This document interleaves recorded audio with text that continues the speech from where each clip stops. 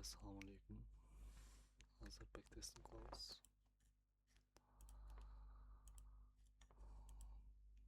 Так, hazır mынакей backtesting кылдым. Имя жаздым, баланс $100,000. Как обычно, про компания мен $100,000 иштейбиз көбүнчө. И настройка бар менде. И бул жактан дата тандайбыз. Дата вот мынакей рандомда тандайм. Бuyакта рандом деген бар. Мен атайын бир числону өзүм билип кылбайм.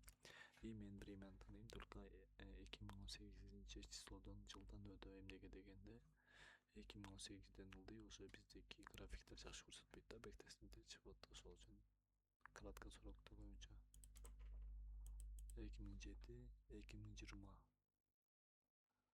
Вот 2020га нормально. Мен эч кандай атайын өзүм бир число тандаган жокмун. Вот 2020 рандом берди. Ошол менен кирип видеого карайбыз азыр. Барыбыз чогуу.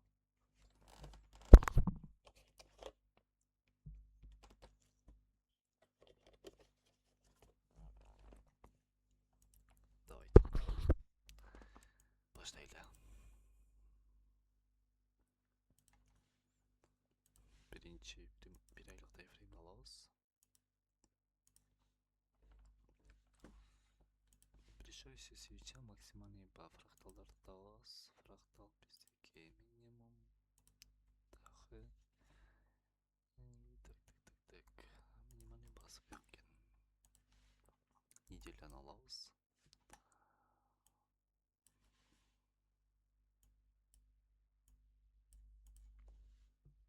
Неделяда бизде пока эч нерсе жок. Дневной тайфреймди алабыз. Дневной тайфреймде бизде ближайший минимальный бар. H4'ни алабыз. H4 менен уже H1 бул менин чисто базам. Мага эң жаккан тайфреймдер, чтобы вот мынакей рынокто логиканы түшүнүп иштеш үчүн. Так, H4 боюнча биздеки снятиялар бар экен, фракталдар. 1 2 болду, пока жок. Калгандарын бериле алабыз. H1 вот свинг day трейдингге иштеш үчүн эң жакшы торговый тайфреймдин бири болуп эсептелет. Азыр биз H1'де ликвидностьтар белгилеп алабыз. Вот ошол H1'де ликвидностьтардан кийин рынокто көбүнчө реакция болуп атат. Снятия бар, реакция, снятия бар, реакция, снятия бар, реакция, снятия бар, реакция. И рынокко келди азыр биздеки ушул минимумду снятия берсе биз покупка иштейбиз. Пока снятия бергенге чейин эч кандай модель карабайбыз. Так. Үстүнкү хайды снятия алды. Ылдыйга келиш керек. Эгерде келбесе биз снятияны күтөбүз. Так. Бул жакта H1 снятия бар, бирок бизге именно ошол снятия керек. Вот снятия бар жакшы. H1'де бул жакта биздеки неэффективный зона бар. 15 тайфрейм менен модель күтөбүз. Так. Биздеки азыр баланс $100,000. Биздеки сел 8%.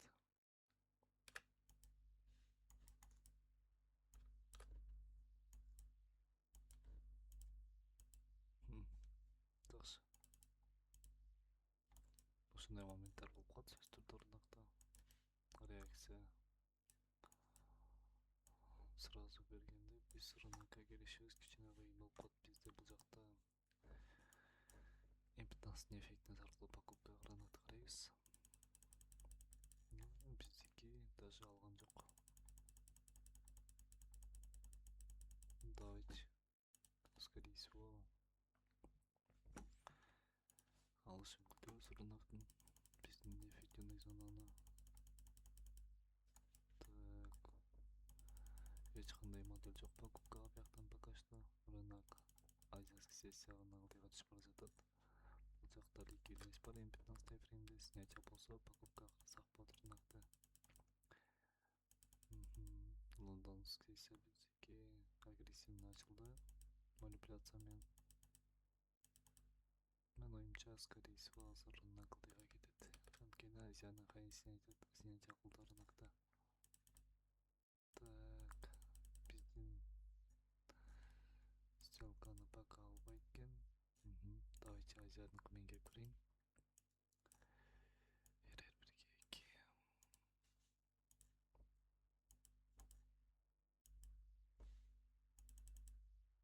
Азияны алды, жақсы. Егерде Динной қайға келсе, біз бұтақ қойыз. Динной қайға келді, біз рынокты бізді бұтаққа қойыз. Динной бұтаққа келгенен рынок разорталып дайға түсі мүмкін тоғытыды. Осыл үшін осы риск өтетпейіз. Так, 2% жаптық. Бұл бізді қалынбай қалды уже. Неме қайда? Bir модель işlep берді. Лошадиный бойынша снятия бар. Неэффективный зона 15 фрейм бойынша модель отрабатывать етіп берді. Давайте еме продолжениянын күтөлі. Разворот бергенге чейин ошол эле модельді көріп иштебиз. Так, биздеги Тихоокеанский сессия уже. Азиатский сессия ачылды рынокто. Жакшы. Импульсы нече атат? Лондон ушул импульсту улап кетиши толтурду мүмкүн. Просто бизге 15 фрейм боюнча снятия керек. Снятия бар. Bizde 15'deki fraktal снятия керек. Бирөөсүн сыймай кетти. H1'de снятия баркен, H4 боюнча бизге неэффективный зона керек.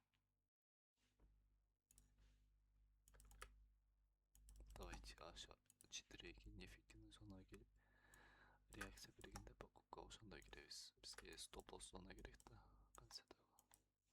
Менде логика вот мындай покупкага. H4 эффективный зона келди рынок, жакшы.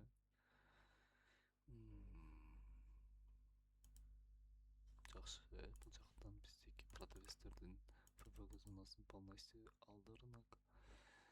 Ушул жактан покупкага карасам болот. Мен модель бар покупкага.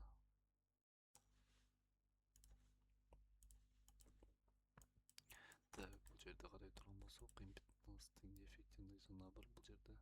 Киргенге просто мен ФВГ аркылуу покупкага кирип атам да. Так, менде $1000 прибыль бар уже. $1000 прибыльга жеткенден кийин рынокто уже без бутак койсок болот. Лучше так. Вот, уже биздеги рынокто 2 сделка отрабатывать берди. Бунусунда H4 неэффективность колдондук. Уже биздеги 4% отурган болсок, проптон биринчи фазаны жапкан болобуз. Давайте үстүнкү ликвидностьтин снятиясына чейин биз дагы 15 фрейм боюнча модель күтүп покупка кирсек болот. Так, рынок азыр биздеги американский сессия. Американский сессияда биздеги лондонский сессиянын неэффективный зонасынан реакция берди покупкага. Так, модель пока жок. Жактан 15 ФВГ бар дейди касание, бирок бизде СНРды пробивать эткен жок. Жактан рынок рискованно, мындайча айткандачы, бирок биз 1% менен покупканы көрөлү. 2 модель бар, 3-чү модель биздеки полностью отработать эткен жок. Бул сделкабыз биздеки рискованно болуп калышы толтурду мүмкүн. Давайте кеттик. Жакшы.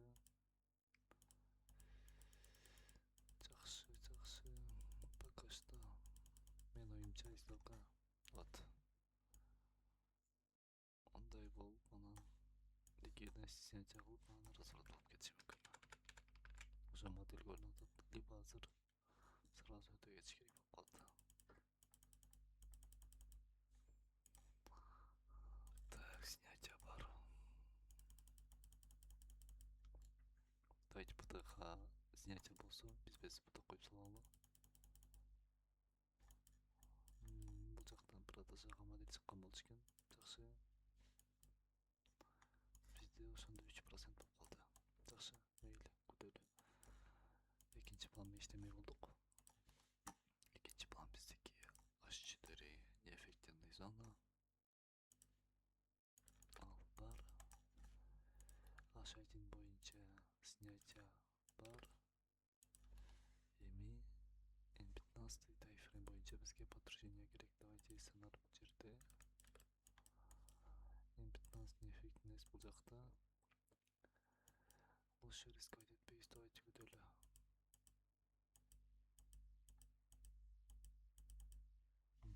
Эгерде биз бияктан кире алганда стоп алмак экенбиз, жакшы тура кылып турабыз. СНРдын подтверждениясын күткөнүбүз.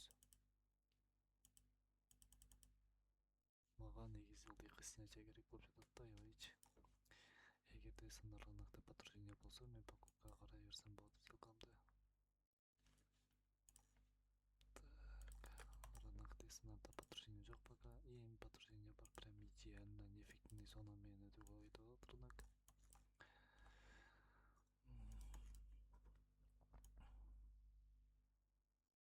РР 1-2.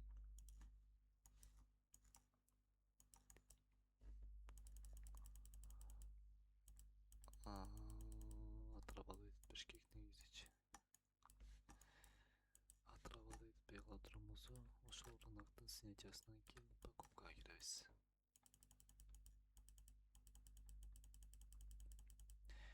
Аябай покой движенияда жүрөт. Негизи буга чейинки биздики H4 эффективностька тийгенден кийин IFV аркылуу покупкага киргенбиз. Вот ушул жакта ушундай эле модель болуп жатат. H4 SNR IFV'га покупка неэффективностька тийди даже. Биякта тийгенбиз. Рынок прям накопление күчтүү болуп жатат. Скорее всего биздики стоп-лосс менен жабылып калышы мүмкүн рынок толук түрдө.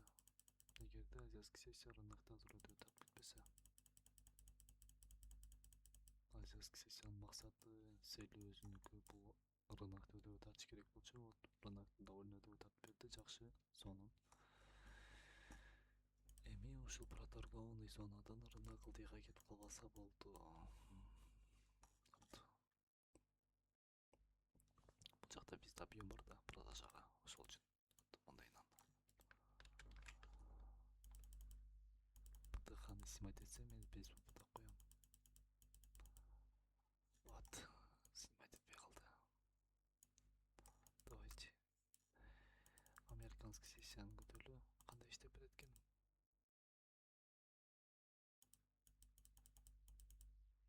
ПТХ снятие бар. Покупка. Без опыта койдум мен рынокты. И дальше көтөлү. Ох. Что-то новости чыккан окшойт.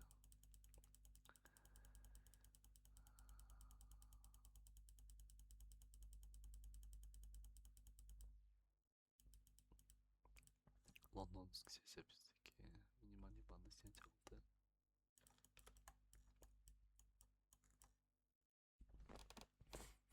Так, буну абзалайна.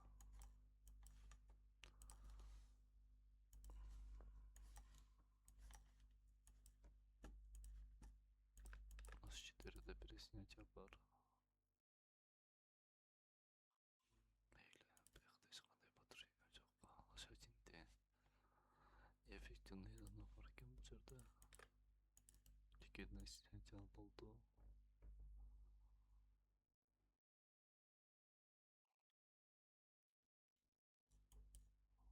Тренд пока восходящий. Лондонский сессия көрөлү азыр кандай иштеп берет. Либо без убыток чыгарат, мен азыр рыноктон, либо өтүүгө иштеп берет покупкага. Скорее всего без убыток, вот без убыток. Лондонский сессияда. Покупкага киргенге эч кандай модель жок менде биякта азыр. Бул жакта модель бар десек болот. Эгерде СНРда снятие берсе, снятие бар. Карасаңар ушундай болот да кээ бир моменттардачы. Без убыток алып туруп кетип калган моменттер аябай жаман да. РР 1-2 айдале.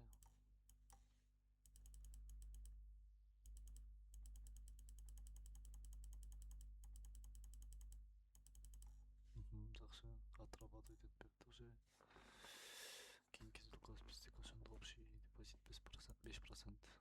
Бул жакта модель силерге түшүнүктүү болду. H4 эффективный зона. Экинчи точка входа болуп эсептелет.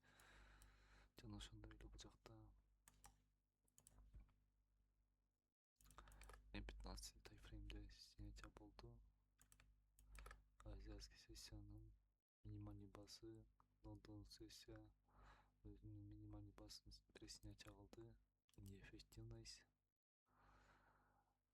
рынокто неэффективность чыкты. СНРды снятие кылды. И бул жакта неэффективность аркылуу эррор 1-2 покупка кирдик. Жакшы модель. Давайте эми бизге 3% калдык, чтобы биз биринчи фазаны жабыш үчүн бизде ар бир рынокто ликвидность снятие болгондон кийин биз чоңураак тайфреймге келип жаңы ликвидностьтарды белгилеп алышыбыз керек өзүбүз үчүн. Бул жакта фрактал бар экен. Тренд пока восходящий, эч кандай продажага нарезать албайбыз. Только покупка. Жакта бизде H4 неэффективность бар, скорее всего. Так, подтверждать этти өзүн. H1 эч кандай снятие жок. Давайте эми рынокты только перемотать этет алдыга, көрөлү кандай иштейт. Ушундай моменттерде рынок жоксузго кетип калышы мүмкүн, эч кандай подтверждение жок элечи. Тренд менен эле только. Бул жакта менин оюмча H1'де подтверждение бар, H4'дечи. H4'де подтверждение жок. H1'де да жок экен. Давайте көрөлү. Эгерде 15-дан прям железобетонный анализ боло турган болсо, покупка иштеп койсок болот. Так, СНР бар. IFVG жок экен. Жаль. Так, ПДХны снятие кылды. Негизи мен бул жактан модель толук эмес да негизичи. Эгерде вот мынакей рисковать этсем, ушундай покупка кирбекмин да. Бирок покупка кирбейм, мындай эле көрөлү кандай иштейт экен. Стоп менен жабылмак экен, ошол үчүн неуверенный жерлерден рисковать этиштин кереги жок. Туура. Снятие керек бизге, снятие. Же H4 FVG керек бизге. Снятие бар, H1 боюнча жакшы. Аябай зон. Экинчиси бул жерде снятие бар. H4 боюнча биздики неэффективный зона бар. Үстүндө да бар. Эми бизге покупкага модель керек. Все болду, даяр.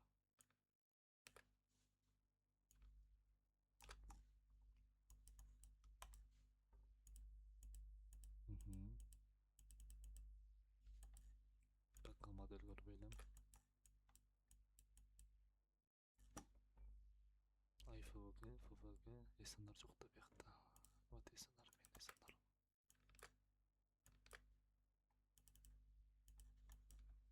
Вот СНР жок. Ошол үчүн алган жокмун покупкага. Тренд нисходящий. Вот бул жерде менде азыр IFVG бар.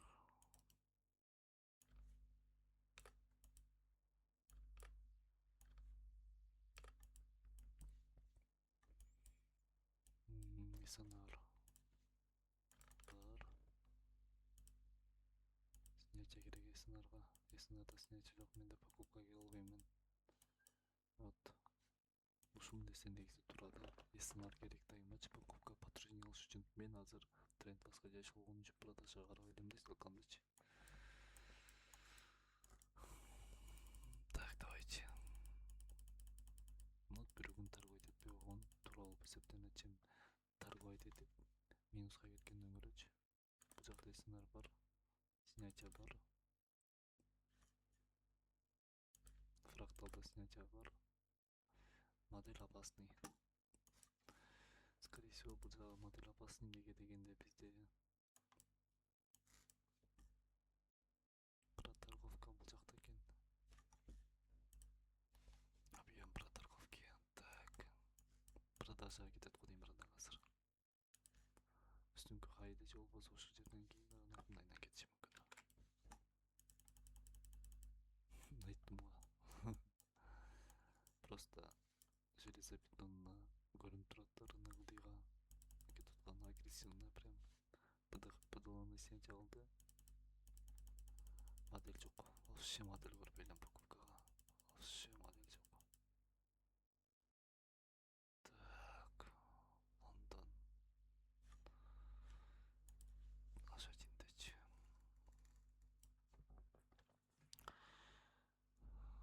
Жок. Бул жактан дагы снятие Снятиядан кейін рынок ылдыйга түшүшү мүмкүн. Же продажага сделка чыгарсам иә. Бул жактан канча деген продажага сделкалар чыкты. Кирген жокмун негизи.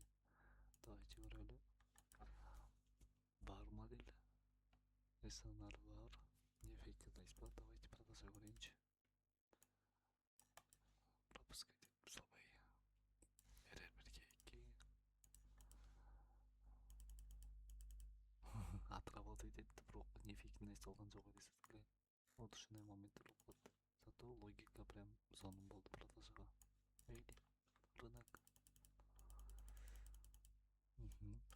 Бул дагы момент аябай сонун продажага, анткени M15 неэффективность рынок пробей этип болгон жок. Ылдыйга түштү, SNR бар. ФВГ бар. Мен бул жактан продажага кирмекмин негизичи. Эмери сеткире. RR 1-2. Жакшы эмес го. Так, мондай болсо жок дегенде жакшы болмок. Бул жакта эмне бар экен? Давайте рисковать этип көрөлү ушуну. Жакшы модель. Лондонда и американский сессия. Короче, кандай иштеп берет экен. Рахмат. Стоп. Скорее всего, биз кеттик. Покупкага оюмча. Да, көрбөй калган турбайм буну менчи. Мен буну көргөндө покупкага и продажага кирбейт болчумун. Железобетонна продажага кирбейт болчумун бияктан. Уже болду, покупка караш керек сделканы. Снятие бар. Мына жерден покупкага кирсем болмок негизи, продажа карабай. Ошол үчүн ликвидностьтарды эми белгилеш керек сөзсүз түрдө. Прям сөзсүз. Мен белгилеген жокмун, вот ушундай наказание. Вот менчи азырчы опыт боюнча айтайын.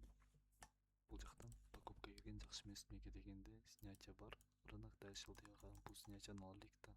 А4 боюнча ушундай кетиши мүмкүн. Экинчи ошибка болуп калышы мүмкүн бияктанчы. Либо рынок реакция берип, үстүнкүнү снятие кылып, бул жакта берген цена и разворот алып кайта ылдыйга түшүшү мүмкүн. Вот менде азыр план Б менен иштеп атам, план А менен иштебей элем мен. Значит, бул рискованный сделка болуп эсептелинет. Кээ бирки моменттерде план Б иштеп берет, кээ бирки моменттерде 50%, 50 да. Лондон чыгып береби? Лондон чыгат, скорее всего. Вот 1, 2, 3. Жетпей калды. Без убыток. Конечно, без убыток. 1, 2, 3. Алдым. Идеально. Так. 2% кылсам, 1 сделка. RR1G2. Все. Биринчи фаза жабылат экен.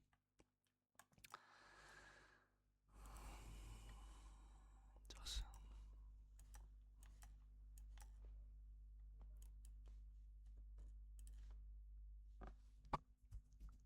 Негизичи реальный рынокто иштеп атканда мындай сделкалар болбойт.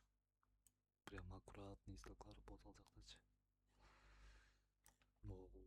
Могул жактагы ошибканы мен пропускать этпейт болчумун да. Могул жерден продажа алган чемеге дегенде ал жактан рынок ушунчалык бат кыймылдабайт. Ишо могул жактан мен позицияларды алмакмын, анткени көп койлонмокмун. Бияктан А4 ФВГны рынок игнорить этти, значит тренд продажа кайсы жерге чейин ылдыйкка фракталга чейин, ушакка чейин продажа иштешим керек депчи. Вот ушундай. Көрдүңөр, мынакей өтүп чыгып атат рынок и свеча майда болуп баратат. Значит, покупкага күчү жок. Дискаунт зонаны табабыз. Дискаунт зонага кетти рынок. А4 ФВГ, А1 ФВГ. А4 ФВГ могул жерде экен. Значит, ушул жактан продажага модель карап көрөм, чыкса, либо пробивать эссе дальше өтүп иштейм. Модель бар. Вот могул жерде модель бар. Мисалы үчүн продажага кирсем болот. Железобетонго кирсем болот. Бирок план Б менен иштеп атпаймынбы? Рискованно. Мейли, эми рискованно болсо дагы иштеш керек да. Азыр плюска чыкса биз зарабатывать этебиз, эгерде минуска кетсе биз опыт набирать этебиз. Все просто. Самый главный опыт набирать эткен жакшы да рынокто. Чем страх болуп жүрө бергөндөн көрө чотурабы. Вот эң жакшысы үстүнкү неэффективность аркылуу продажага кирген. Просто менде бул жакта толтура подтверждениялар бар, чтобы мен продажага киргенге, ошол үчүн продажага кирип атам.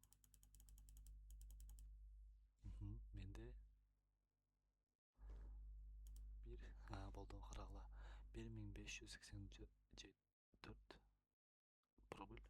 Ошондо меники 108.120. Мен болду чаптым сделкамды. Неге дегенде мен уже биринчи фазадан өттүм. Давайте мой сделка до конца отработать болду экенби же көрөлү же жокпу. Вот без убыток мен жабылмак экен сделкам, көрдүңөрбү? Ошол үчүн жадный болбош керек рынокто. Без убыток койбосом стоп болмок экен. Вот ошол үчүн туура моментте чыгып кеткенди үйрөнүш керек дайыма.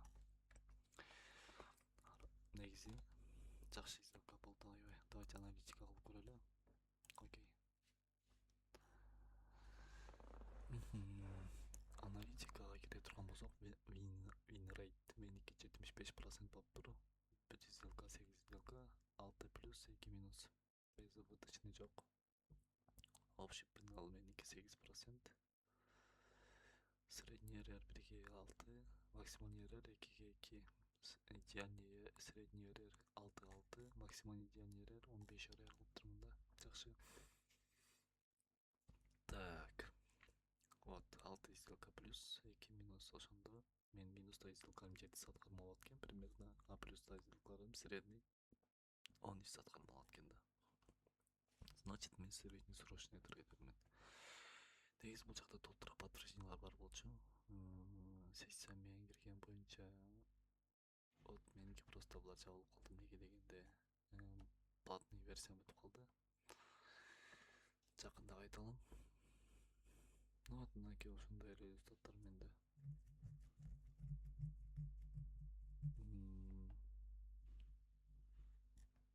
Канча минут болду? 27. 2ге бөлүп киргизсем болот экен да ютубка. Час первый, час второй депчи 15 мүнөттөн. Дагы эмне айтайын? Түнкү саат 1. Сөйлөөчү бектестин кылдым атайын. Самый главный процесске ишениш керек да, самый главный.